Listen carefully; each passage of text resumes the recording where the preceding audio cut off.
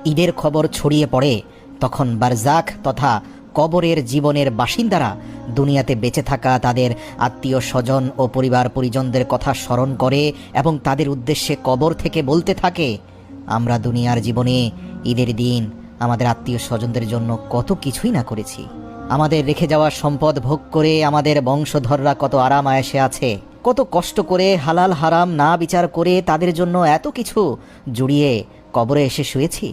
অথচ আজ আমাদের মৃত্যুর পর আমাদের বন্ধু বান্ধব ও আত্মীয় স্বজনেরা, আমাদের আপন জনেরা, আমাদের বংশ আওলাদেরা আমাদের কথা মনে পর্যন্ত করে না।